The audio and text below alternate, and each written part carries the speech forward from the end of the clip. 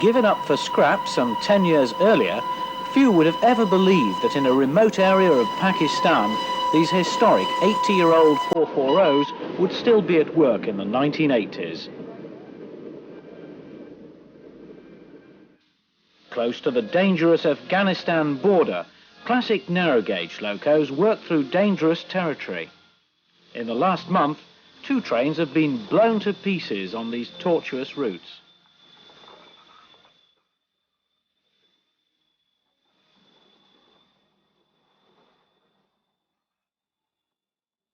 And at Mirpur Cars, meter-gauge steam lines are only now about to go diesel with the arrival of Hitachi's new diesel assembly plant in Pakistan.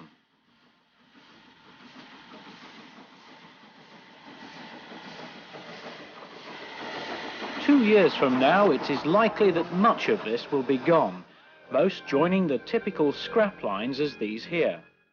One day surviving workhorses, the next a pile of broken scrap. What is remarkable is that any of these have survived through to the 1980s. That they do gives enthusiasts a chance to witness breeds of steam classes that are akin to some of the true thoroughbreds of British mainline steam from the early 1900s. A rare time capsule, and not a preserved one, for the locos portrayed in this programme are at work on the metals they were exported to serve.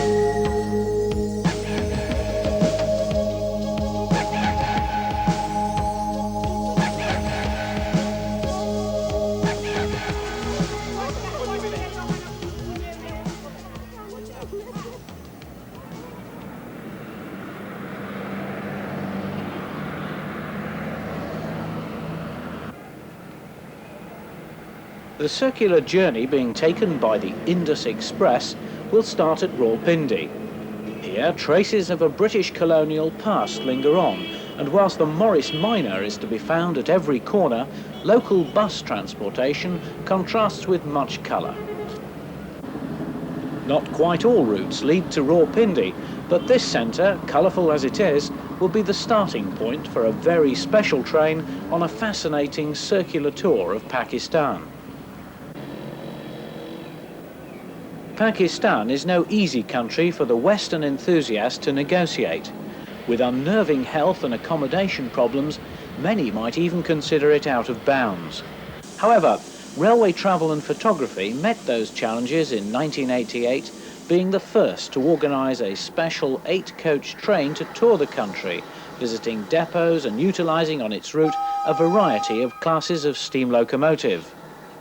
The Indus Express would travel hundreds of miles with its contingent of 56 enthusiasts living on board for 2 weeks in February 1988.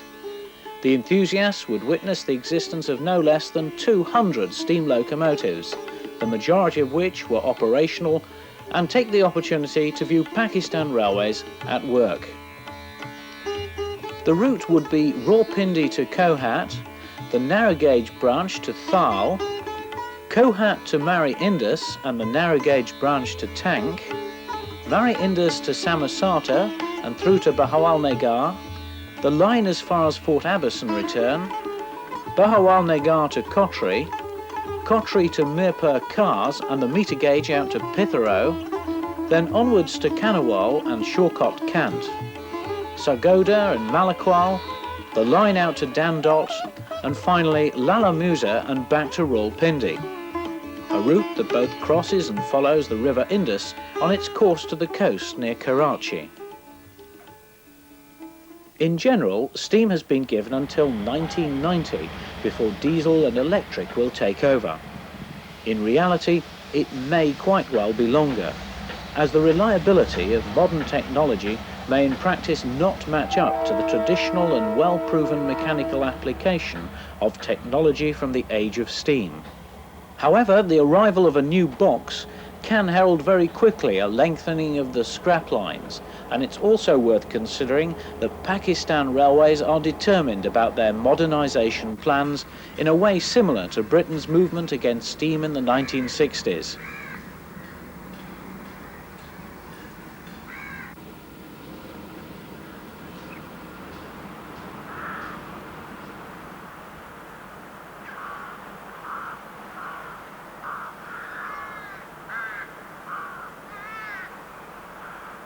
We start at Rawalpindi Shed on Monday the 8th of February 1988, 7 days in fact after this shed officially closed to steam. The entire fleet of 13 SGS locos awaiting removal for breaking up at Lahore within the next 3 or 4 days.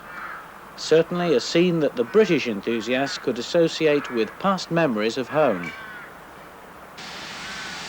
However, for the purpose of this visit, one of the 060s, numbered 2458, was steamed and demonstrated.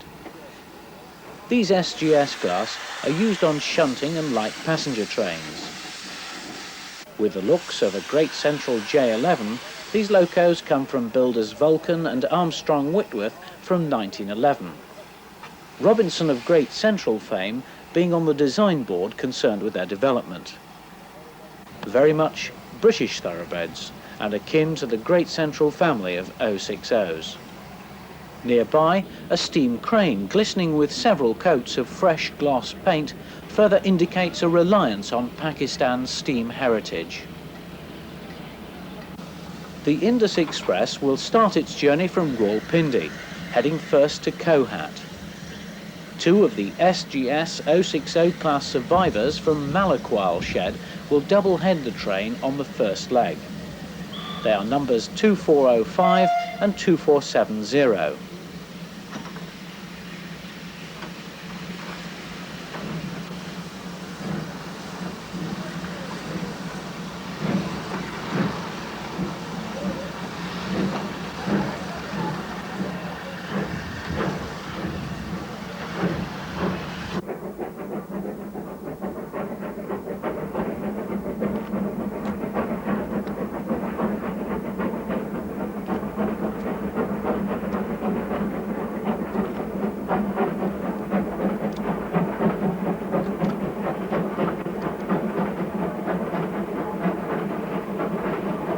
All Pakistan steam locomotives have been oil-burning since the 1950s, when coal supplies from India were felt to be unreliable for the independent existence of Pakistan Railways.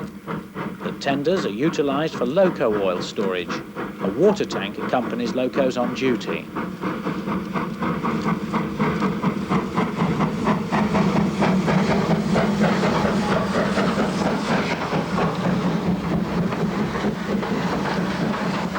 Terrorism and the war in Afghanistan seem always close in the western frontier regions, and it was due to this that the Indus Express could not negotiate the Khyber route from Peshawar. The closest the group would get to this territory would be by using the 2 narrow-gauge routes. The first from Kohat to Thal. The RT&P group negotiating their trains as far as Hangu and return. The ZB class 262s appeared between 1927 and 1932 and came from both builders Bagnall and Hanomag. The coaching stock on these lines, again in the attractive lemon and green of Pakistan Railways. Using ZB class locos 205 and 211 on the 2-foot 6-inch lines, a double-headed train sets out into potentially dangerous territory.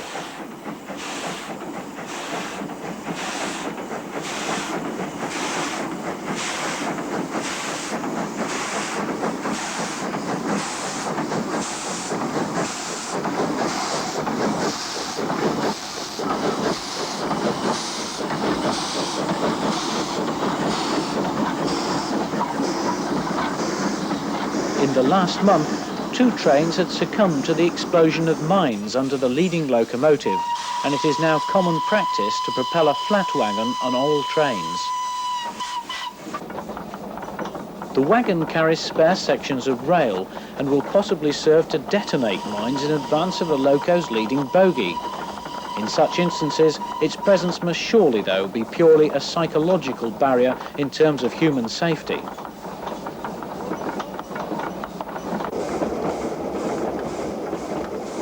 On the buffer beam of the 262, a lookout keeps an eye open for ballast or track disturbance, especially at many of the route's hazardous river crossings.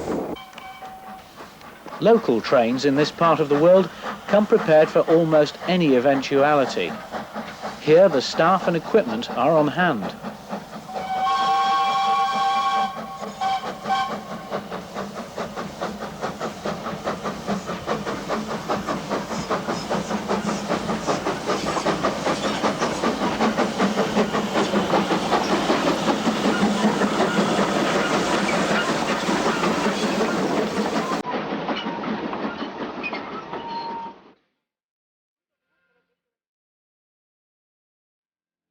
Under the close eye of an armed guard, the train takes on water at Raisin, whilst around the remote and semi-fortified station, eyes watch over the proceedings.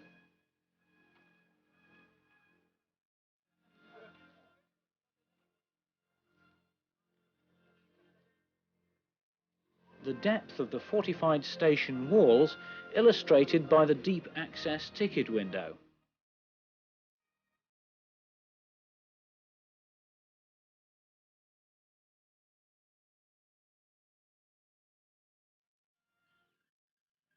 And now at Hangu, the locos turn individually on the triangle.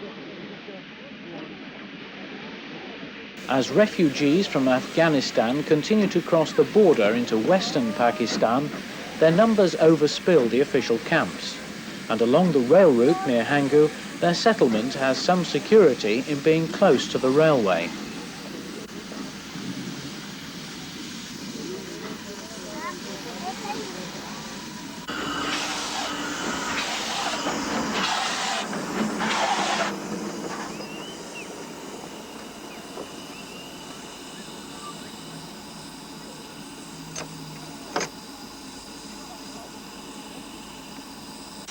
The presence of Western faces was bound to raise curiosity amongst people, many of whom have no power to control their plight and little understanding of the causes of their predicament.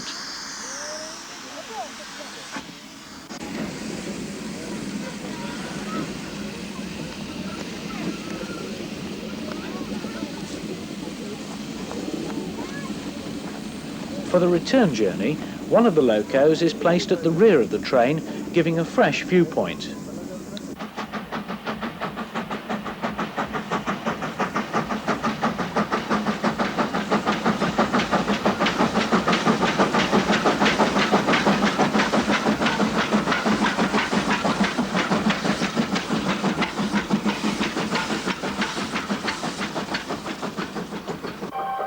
The occasional free ride across bridge sections appreciated by the locals.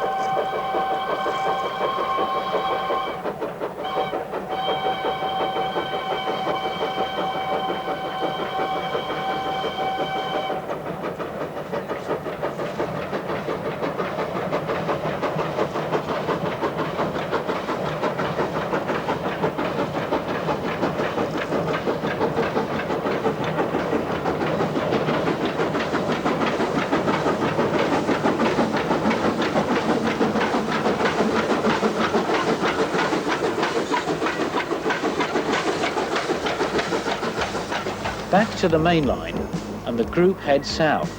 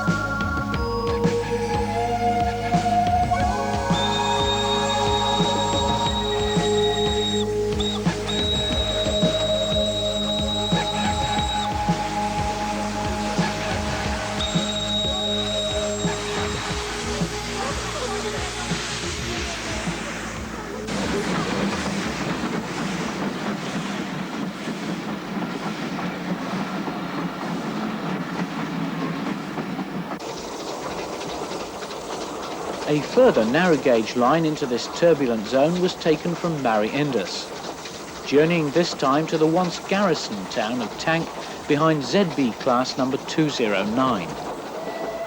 For lovers of train travel, this is a whole day's journey through desert and canyon.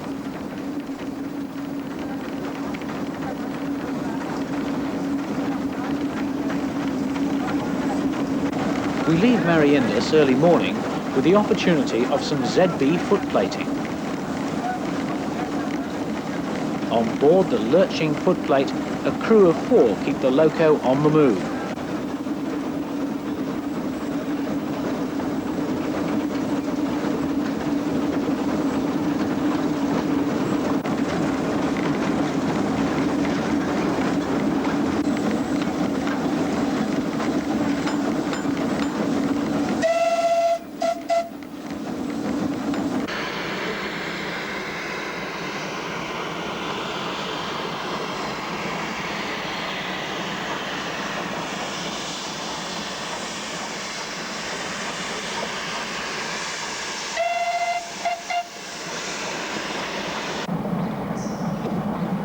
The Curran River Bridge is one of the world's more interesting crossings. The bridge shares road and rail traffic on its single deck.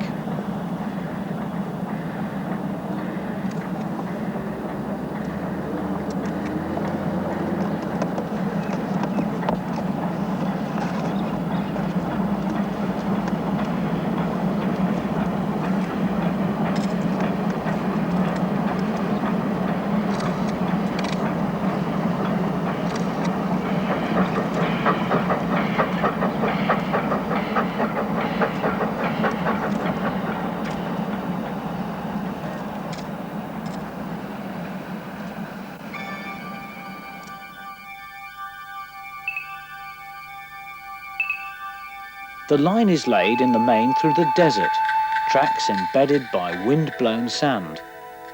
A like hazard to locomotive bearings and moving parts. Other dune sections are bridged.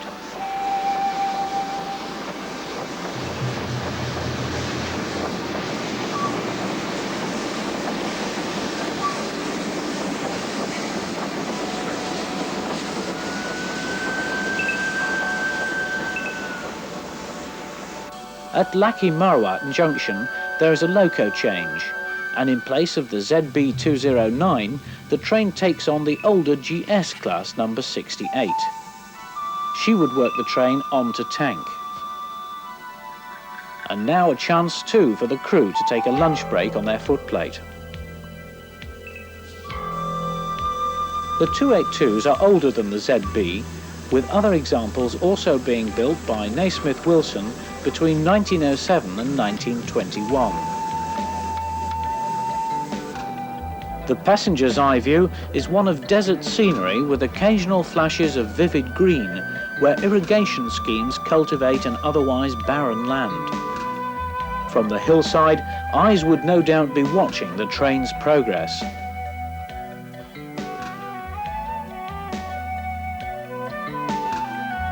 Once more, the forward vehicle a precaution against attack.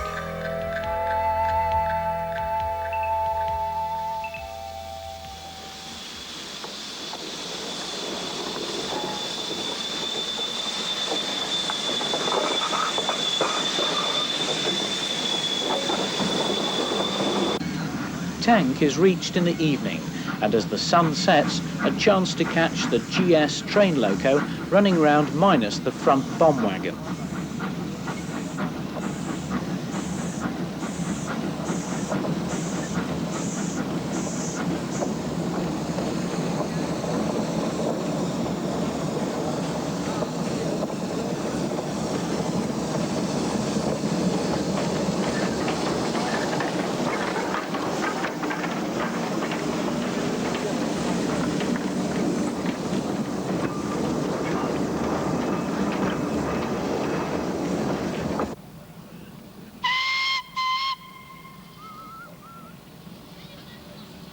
Here the narrow gauge rails terminate amidst the sand dunes, and here too Indus Express travellers leave the narrow gauge.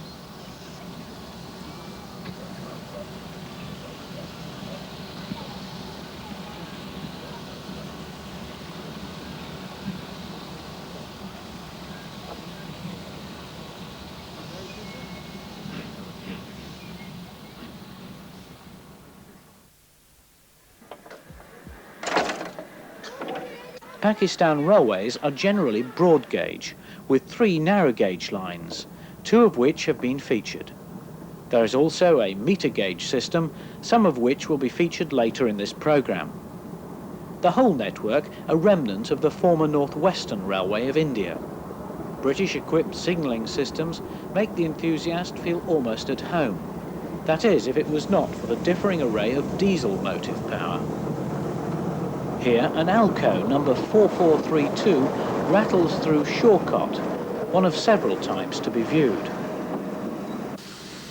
For example, there are General Electric USA types.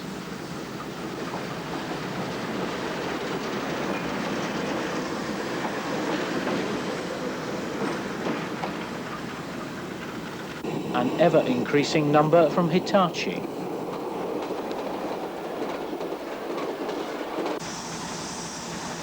And at Cottery Shed, this Henschel type.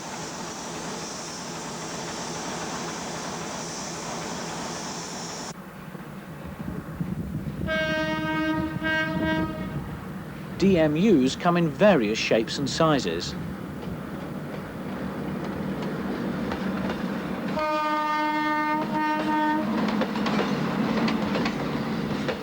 Long gone are the steam Pacifics that chased the main lines. Whilst today, electrification, British-built, looks likely to spread its cover when finance permits. Back on the main line with steam now and through Kundian Chenab West Bank. The Indus Express arrives at Samosata, having travelled southeast across the country. Here, a vintage 280 HGS from the Kitson or Vulcan stable still works the yard. With Great Central lines, she resembles those long-gone Great Central heavy freight 280s.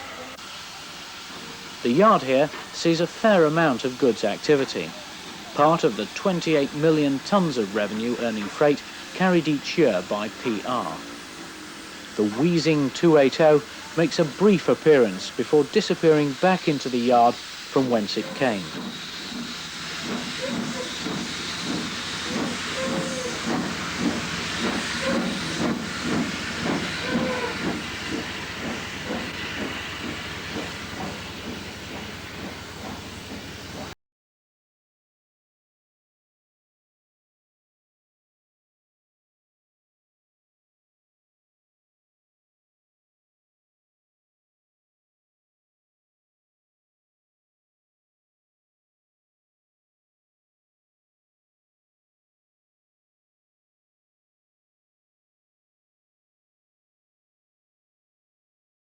Indian War Department loco of 282 wheel arrangement is expected to take over. The occasional run past with native animal interlude.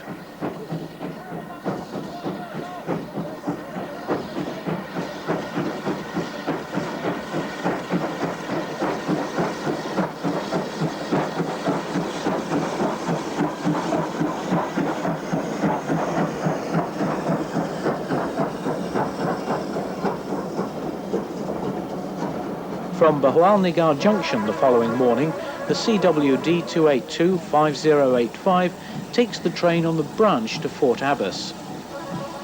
In the early morning light, an unusual mist, and extra working on quite a busy line.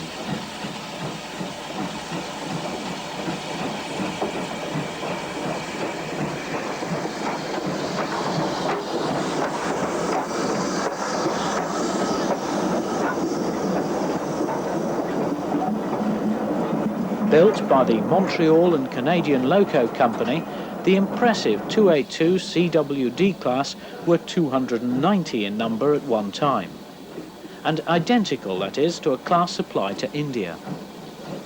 It won't be long now before the remaining 26 go the same way as the rest, that is, to scrap.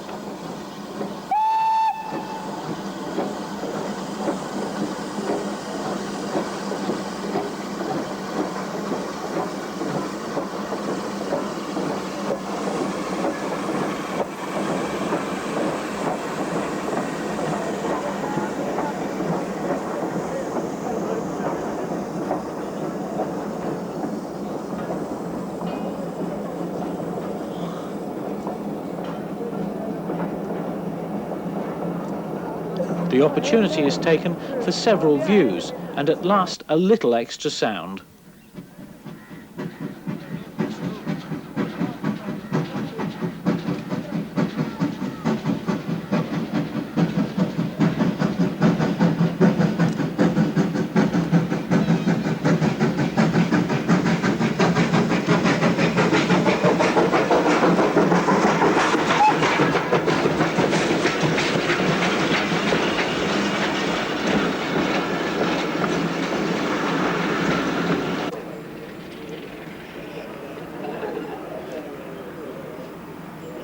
At Fort Abbas itself, tour leader Lou Johnson is invited for the customary tea ceremony. It's very important as a visitor to a country to keep in line with the ceremonies and traditions that one would expect to find there. Attending a tea ceremony may feel at times to be a little bit of a bind, but obviously the net result is that you tend to get more favours done for you by attending. A few pointed questions coming the other way about oft-talked about Britain and its weather. In England, you could sit out and have a cup of tea like this maybe 2 days a year. Yeah. The other 363, you have to be inside.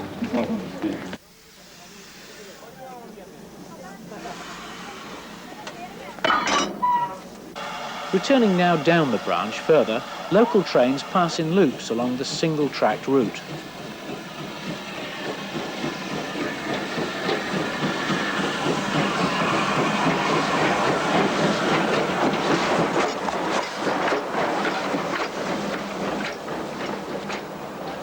Travel on Pakistan railways can be an experience in itself.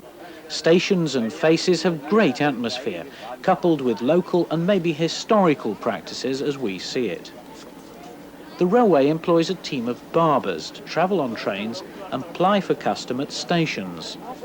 They're official railway employees and carry not only a brass disc with their number, but also the equipment of their trade. RT&P's Lou Johnson takes the opportunity offered by one such purveyor of the blade, a break from the day's photographic activity. Our train, leaving Samosata here, plunges into the night bound for Kotri. In the morning at Kotri Junction, a rare sight of an SGC Class 060. The SGC is the high-pitched boiler version superheated SG. 1197 is a lone survivor. Kotri Shed was certainly worth a visit. From here, amongst a reasonably busy scene, could be found one of the early alcoves. Based normally at Quetta, this wanderer was one of only 3 viewed throughout the tour.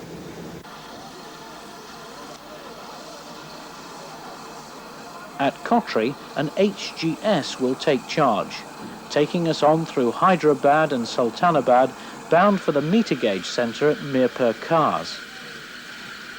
Here, the loco continues to get its finishing touches as she's turned on the shed turntable. 132 of the HGS, or heavy goods locos, were supplied by Kitson and Vulcan foundries between 1913 and 1923. The train sets out towards Hyderabad, crossing the Indus at Kotri River Bridge.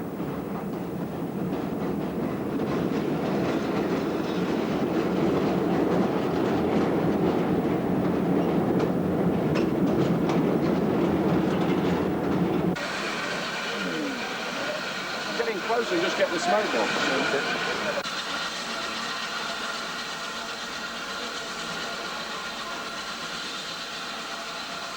Tempting dishes of steaming curry spice the air as they had done at Samosata.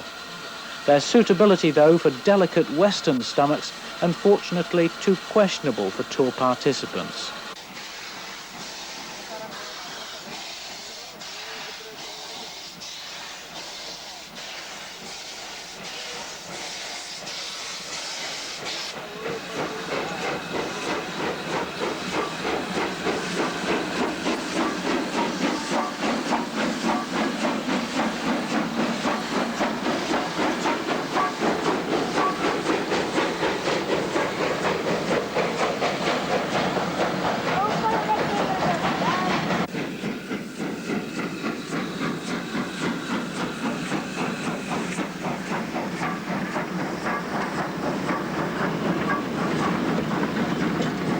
Meter gauge steam in Pakistan is very much under threat. Diesels are planned, and the new Hitachi diesel plant under construction near Peshawar will quickly bring about that change. There are two meter gauge lines of interest from Mirpur Cars though, one through Pethro towards the Indian border, the other a branch to Nawabshah.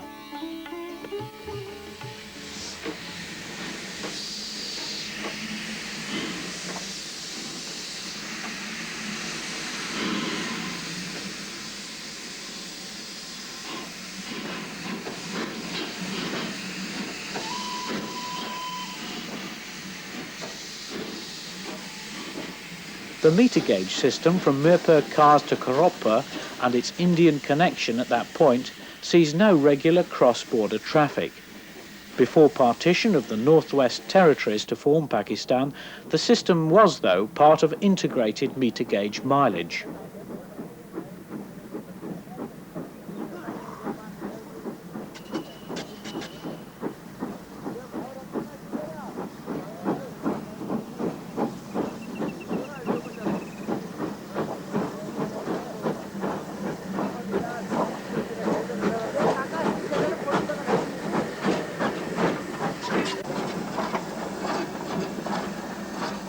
There are 460M, PS, SP and 282 YD and YE meter gauge locos based at Mirpur Cars, all with varying wheel arrangements.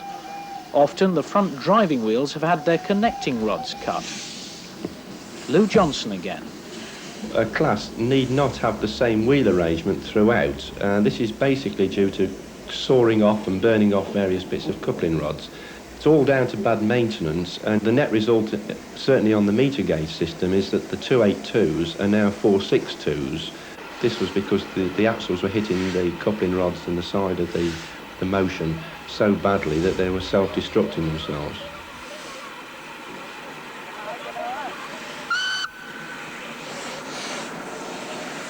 Many locos are in poor condition, and a single major problem could herald the withdrawal of any individual number.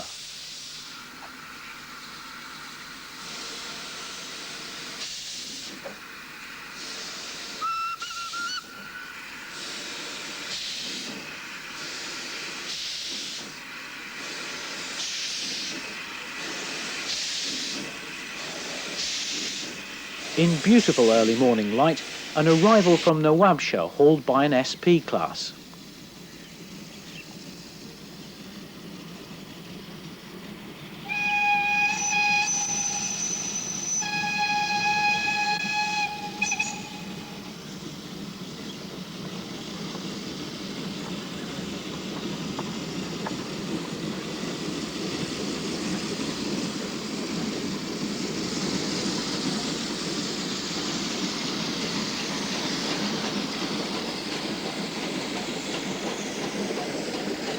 Due to the axle weight restrictions, only 460s are allowed to Nawabshah. A location can be found at Mirpur Cars in the V of the junction. Both lines can easily be observed. That is, once the undergrowth has been negotiated.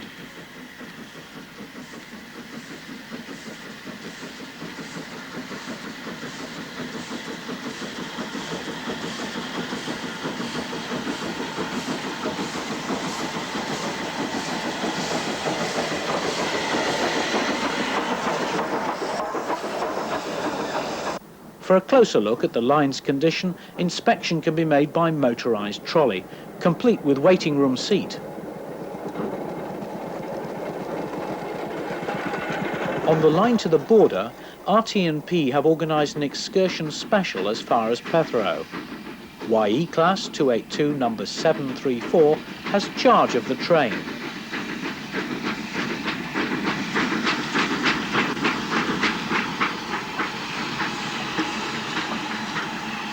A local pulls out of Pethro for Mirpur Cars as the special train engine is turned.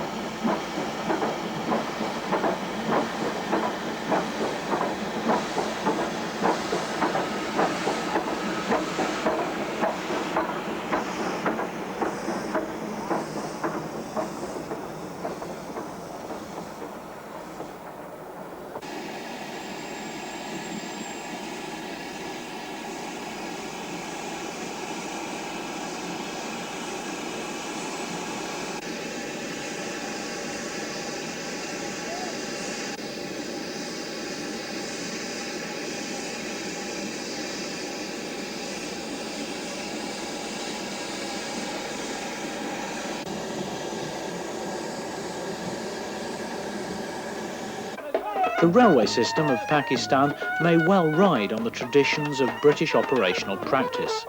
The staff sticking with the security of the job, and in the case of drivers, often with a particular locomotive for 10 or more years, and with a particular class for an entire driving career. This railwayman is retiring after 48 years of railway employment. An occasion for the town band to turn out and serenade the now ex-driver down the main street.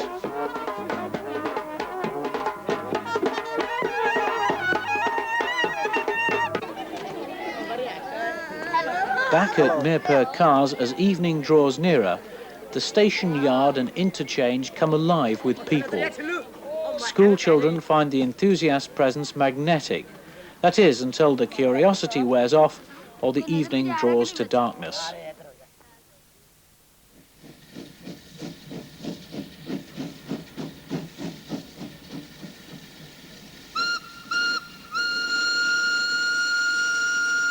Once more, with the CWD 5590 in charge, the Indus Express moves on with run pass all the way north to Shawcott, Kent.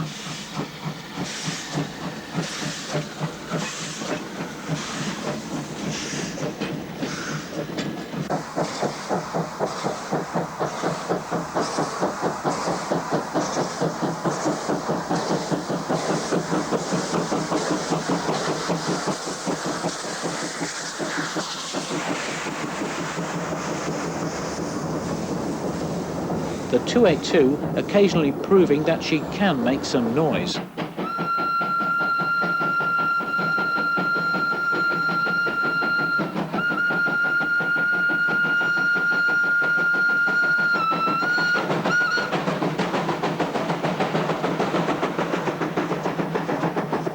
Arrival at Shawcott heralded what for the Indus Express was the highlight of a fascinating tour.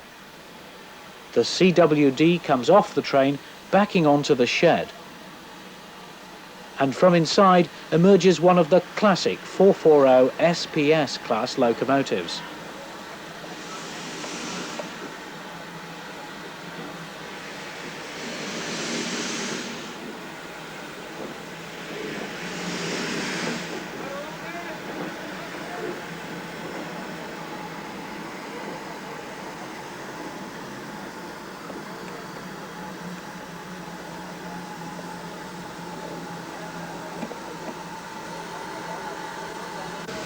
Given up as scrap, the whole class were never considered in the 70s to even exist.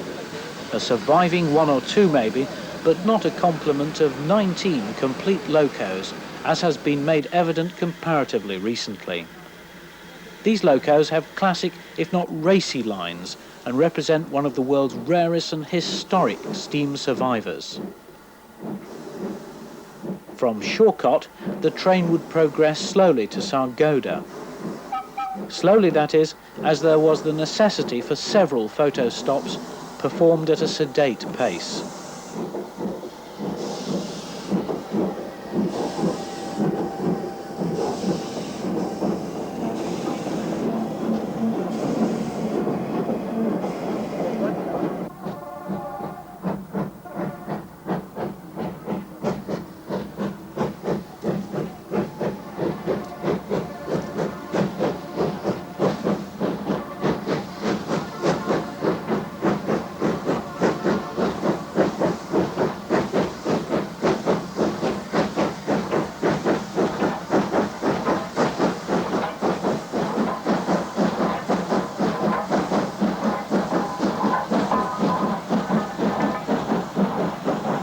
Pakistan's 440 SPS class formed the largest number of their type to be found left anywhere in the world, and were supplied by Vulcan, North British, Bayer Peacock and Armstrong Whitworth from 1904 to 1922.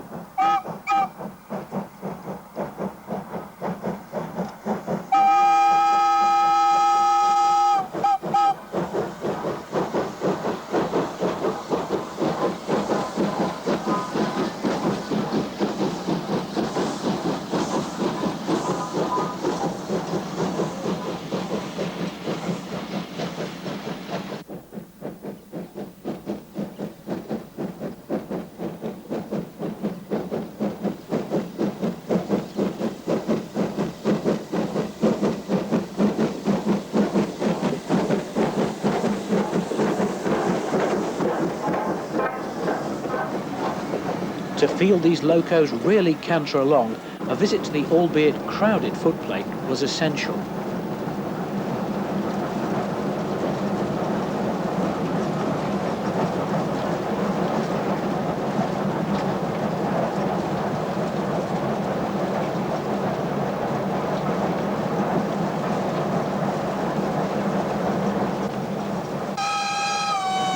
The focal point of SPS action is indeed Malakwal.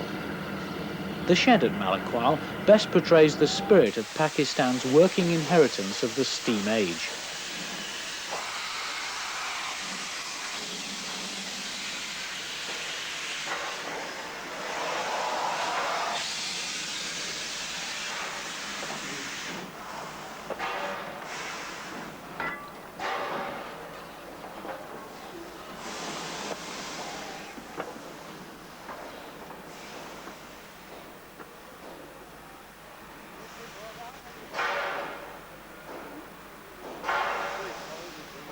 Here, whilst lines of dead locos, including redundant SGCs, show the spreading decline, loco maintenance, albeit walking pace, continues against the odds.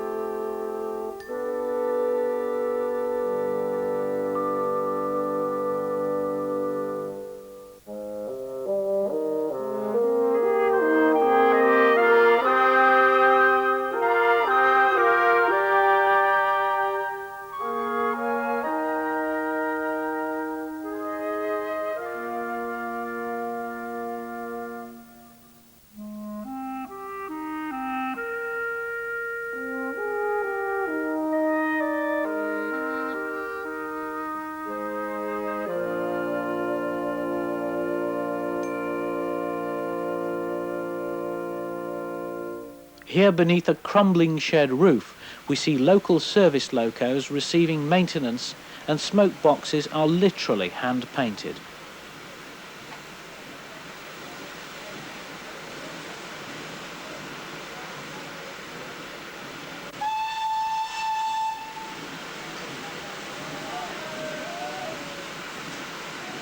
By tradition, locos for special duties acquire a special livery, the presence of important visitors having a bearing on the shedmaster's opinion concerning the clean turnout of locos in his charge.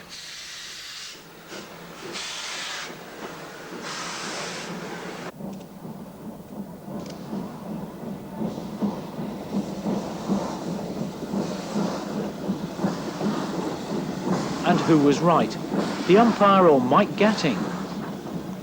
Local debate with English visitors was not to be missed. You lost World Cup by my getting, because he played very bad on this day. He played bad, yes. He was upset. Upset. By the umpire, yes. By umpire. Yeah. Upset stomach as well. Yes, upset umpire, upset tummy. Yes. But better for us to play in Pakistan. England, because when English cricketers come over here, we get bad tummy and cannot play very well. Yes. So we lose.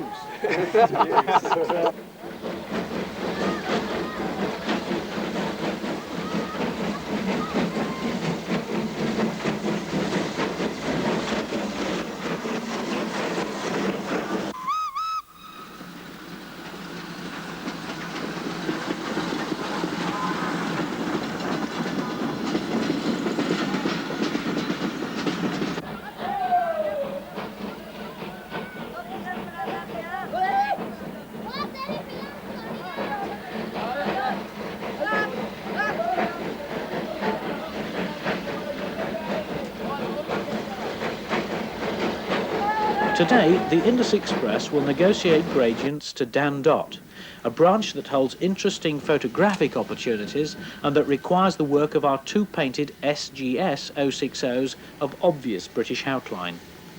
The two locos, 2405 and 2470, being the same pair who opened the first leg of the Indus Express from Rawalpindi.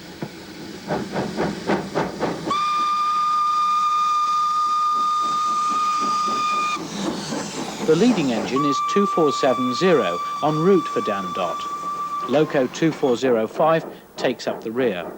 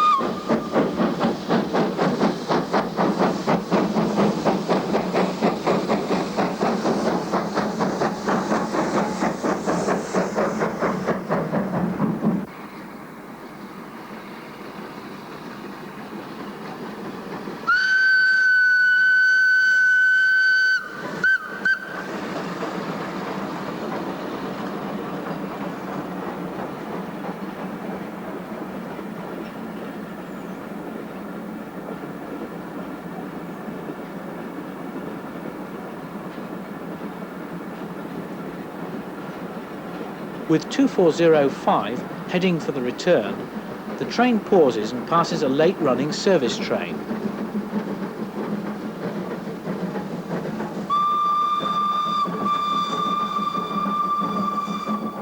Almost incredibly, walking up the grade, an SGS makes it into the loop, but only just.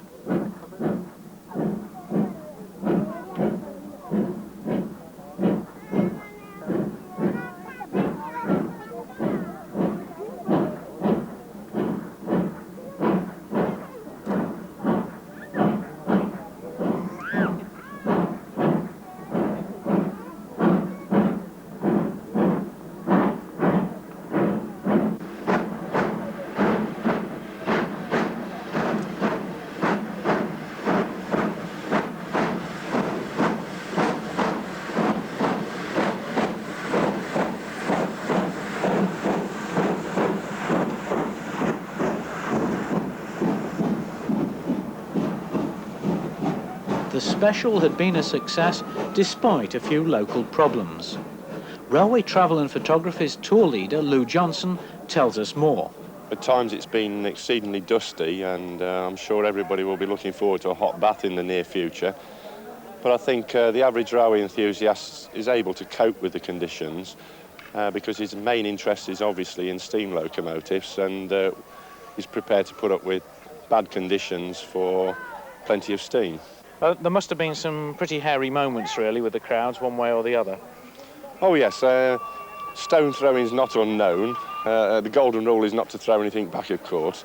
And I think school kids are probably the worst. When it's school out time, around 3 o'clock, you find that 2,000 kids suddenly descend on all the photographers, and even if you're well hidden in full camouflage, they're likely to find you. Where have the enthusiasts come from for the tour? How many have you got with you? I think at the last count there's 57, of which I think 56 are active today. We've got enthusiasts from Holland, Switzerland, West Germany, Canada, USA, and also from Britain. What about the future of steam in Pakistan? It's hard to determine. Steam was gradually going downhill until about 1981, but poor availability of diesels in the early 80s meant that steam came back quite strongly, and depots which had only got nominal allocations of steam suddenly improved back to perhaps the 1970 position. So will the Indus Express run again next year? Ah, good question. If there's still steam, yes. Although I think possibly after leading this tour twice, I think the next stop will probably be the mental asylum. From Malakwal once more, the SPS will take the train to Lalamusa, and from there diesel power will complete the circle back to Rawalpindi. And the opportunity is taken for a last lingering line-side look at a member of the SPS class leaving Lalamusa.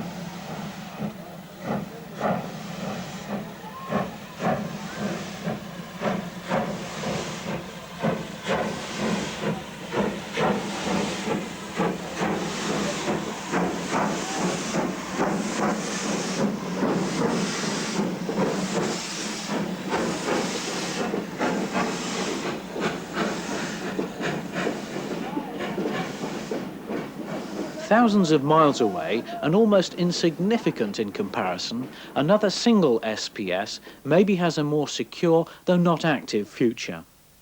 Ironically presented at a time when the class were in steep decline, number 3157 resides in Manchester's Museum of Science and Industry. Presented by the Pakistan government in April 1982, it was never dreamt in those days that a single example of exported British steam heritage would be in steam in 1980. How wrong that assumption was, as witnessed by the participants of the Indus Express. However, other than triumphant, how almost lonely and isolated number 3157 appears amongst the museum's collection.